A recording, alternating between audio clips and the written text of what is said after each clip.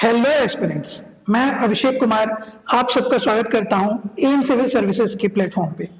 हमने आपसे वादा किया था कि हम आपके लिए इकोनॉमिक सर्वे छत्तीसगढ़ का इम्पोर्टेंट फैक्ट्स का छोटे छोटे वीडियोस लेके आएंगे।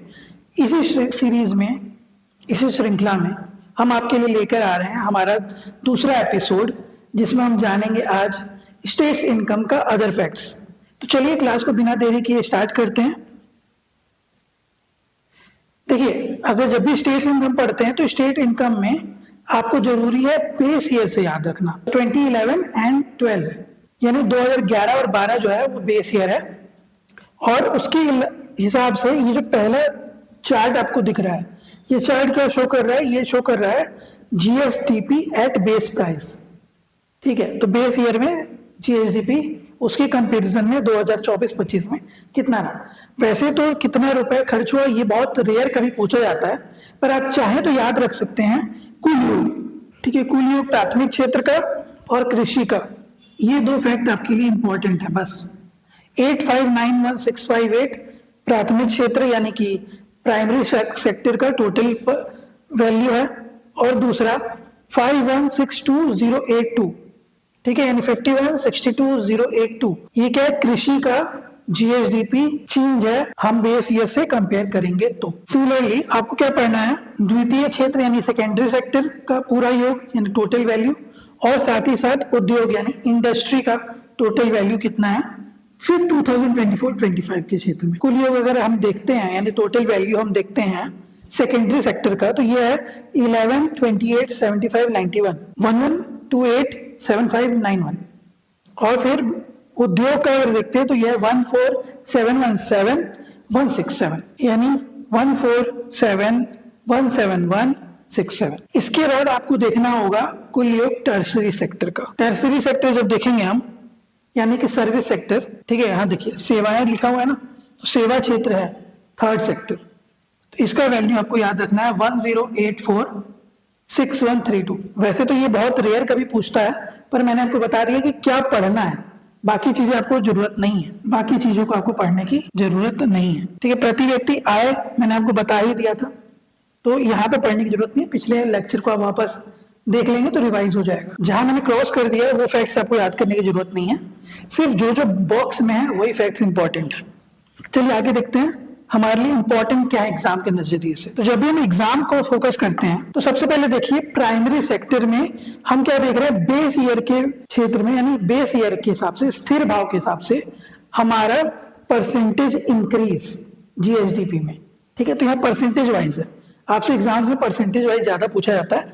इसमें तीन चीजों को आपको ध्यान रखना होगा।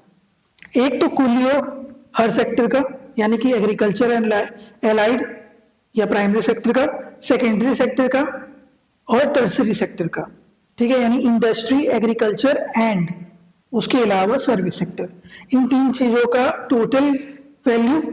उसके अलावा इन सब में जो टॉप पे है मतलब हाईएस्ट एंड लोएस्ट, और इसके बाद ओवरऑल हाईएस्ट एंड लोएस्ट, ये तीन चीजें आपके एग्जाम के लिए इंपॉर्टेंट है। तो सबसे पहले देखिए कि जब हम उद्योग की बात करते हैं, मतलब इस सीरीज में क्षेत्रवार तरीके से पढ़ते समय, तो सबसे पहले कृषि का क्षेत्र आता है। अब कृषि के क्षेत्र में 1, 2, 3 एंड 4 तक है, क्योंकि ये प्राथमिक क्षेत्र का हिस्सा है इसलिए यहाँ लिखा हुआ है। प्राथमिक क्षेत्र यानी प्राइमरी सेक्टर, जो कि डायरेक्टली नेचर से मिलता है। इकोनॉमी में आपने पढ़ा होगा कि जो डायरेक्टली नेचर हमें प्रोवाइड करती है यानी प्रकृति से हमें सीधे तौर पे मिलता है, उसे हम कहते हैं प्राथमिक क्षेत्र। तो यहाँ से 1 से लेके 4 तक आपको याद रखना है कि ये पार्ट होता है कृषि का। मछली उत्पादन यानी मत्स्य पालन, ठीक है, लट्ठे बनाना वन उद्योग, पशुपालन और फसलें। अब इसमें आपको क्या देखना जरूरी है? जो हाईएस्ट है एंड लोएस्ट है। तो हाईएस्ट आपको दिखेगा 10.02, इट इज पशुपालन, इसमें आता है 10.02, और सबसे लोएस्ट किसका है?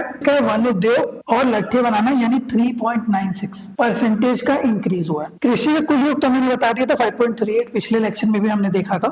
तो आप याद रखते जाइए कि इंपॉर्टेंट क्या है? 5.38, 10.02 और 3.96, यानी पशुपालन, लट्ठे बनाना, वन उद्योग और टोटल परसेंटेज, टोटल वैल्यू कृषि का। इसके अलावा अब देखिए उद्योग की बारी आती है। उद्योग में बी यानी कि ये सारे 2, 3, 4, 5 तक आएंगे, उसके साथ ही साथ, ठीक है, ये भी आएगा 1.5 खनन और उत्खनन। तो जो बी के बारे में बात करते हैं उद्योग का टोटल ओवरऑल, ये आपको दिखेगा 6.92, ये आपको याद रखना।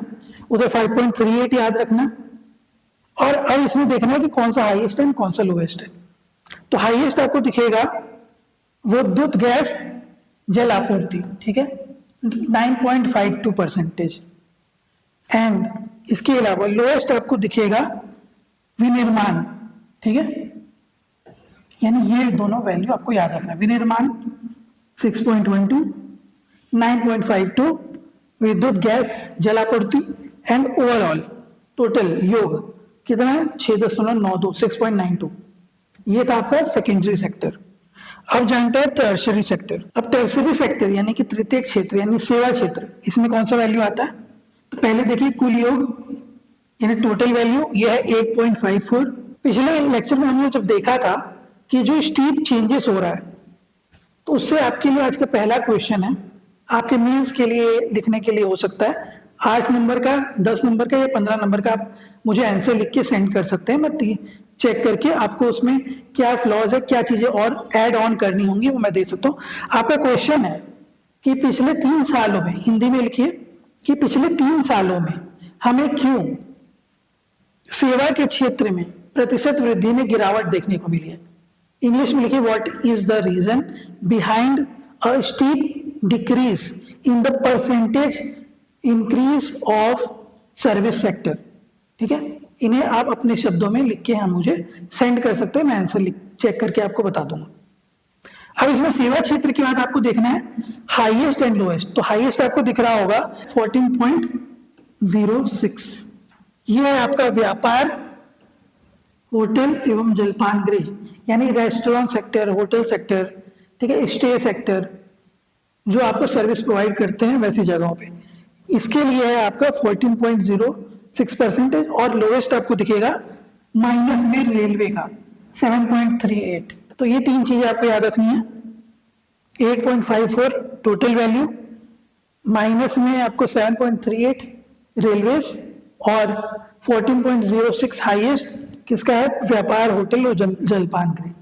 अब यहां से आपको क्या देखना है, तीसरा पॉइंट आपको चेक करना है कि ओवरऑल इन सब में 2024-25 में 24-25 में कौन सा हाईएस्ट है, किसने हाईएस्ट परसेंटेज ग्रोथ किया और कौन सबसे लोएस्ट है। तो यहां से आपको दिख जाएगा कि सबसे हाईएस्ट है 14.06 और सबसे लोएस्ट है -7.38। यानी आप ये बता सकते हैं कि सर्विस सेक्टर ने ओवरऑल जीएसडीपी में परसेंटेज इंक्रीज में हाईएस्ट परसेंटेज ग्रोथ भी दिया है और लोएस्ट परसेंटेज ग्रोथ भी दिया। तो ये था आपका फैक्ट्स जो कि आपको एग्जाम्स के लिए याद रखने हो। चलिए आगे बढ़ते हैं।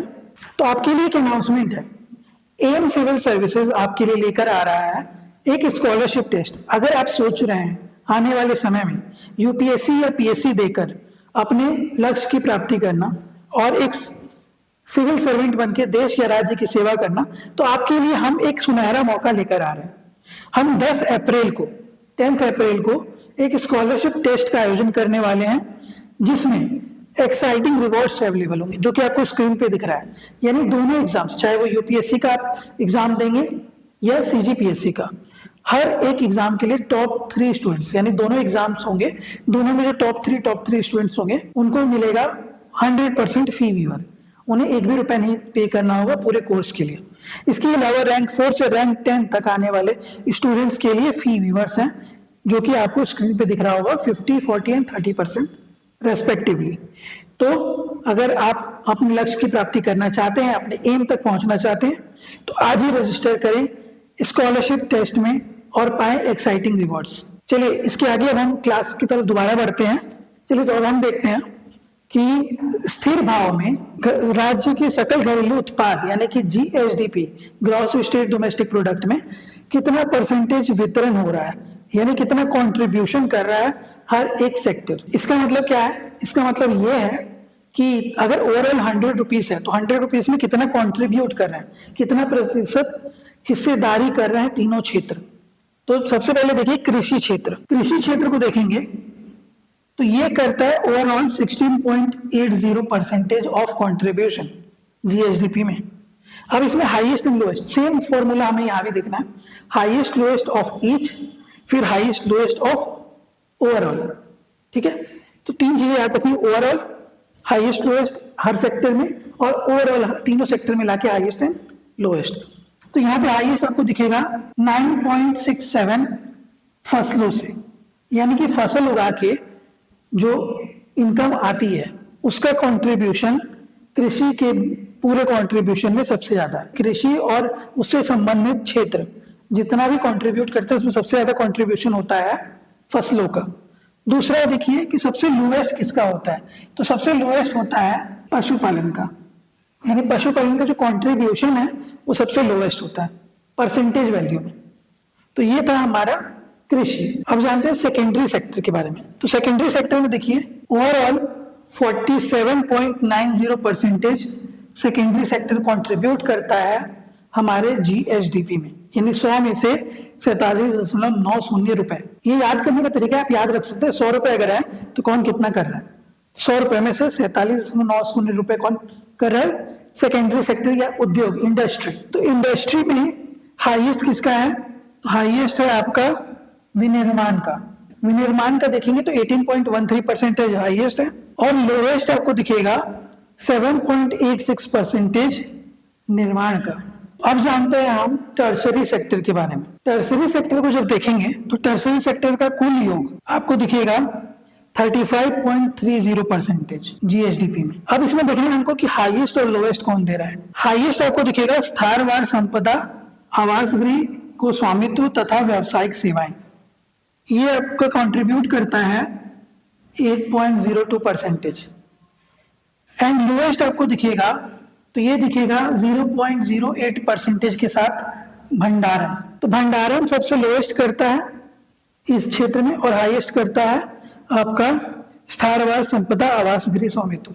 अब इसमें आपको देखना है कि ओवरऑल सबसे ज्यादा और सबसे कम कौन कर रहा है। तो सबसे कम कर रहा है आपका 0.08% के साथ भंडारण, तीनों क्षेत्रों को मिला के, और सबसे ज्यादा करेगा आपका 18.13% के साथ विनिर्माण कंट्रीब्यूट। तो ये था हमारा facts related to states income. State income में इनसे ज्यादा मुझे उम्मीद नहीं है कि इनसे ज्यादा क्वेश्चंस पूछे जाएंगे। यही जो पॉइंट्स मैंने आपको बताए हैं ये आप याद कर लेते हैं तो आपके बहुत सारे एग्जाम्स में इंपॉर्टेंट फैक्ट्स कवर हो जाएंगे। उम्मीद करता हूं कि आपको मेरा ये फैक्चुअल एनालिसिस अच्छा लगा होगा। अगर आपको ये लेक्चर अच्छा लगा तो प्लीज इस लेक्चर को लाइक करें, चैनल को सब्सक्राइब करें, बेल आइकन दबा दें ताकि आने वाले नोटिफिकेशन आपको पहले ही मिल जाए, और साथ ही साथ इस वीडियो को शेयर करें उन सबके साथ जो सीजी पीएससी या सीजी व्यापम या सीजी के अदर एग्जाम्स की तैयारी कर रहे हों जहां पे स्टेट इकोनॉमिक सर्वे से क्वेश्चंस पूछे जाते हों। तो हमारे ये सीरीज ऐसे ही कंटिन्यूस चलता रहेगा और हम आपके एग्जाम से पहले सारे इंपॉर्टेंट सीजी इकोनॉमी के फैक्ट्स आप तक लेकर आएंगे। आपको फिर से बता दूं कि प्लीज रजिस्टर करें स्कॉलरशिप टेस्ट में और अवेल करें एक्साइटिंग रिवॉर्ड्स। चलिए तब तक के लिए अपना ख्याल रखिए, हमारी फिर मुलाकात होगी अगले लेक्चर में। Thank you and have a nice day.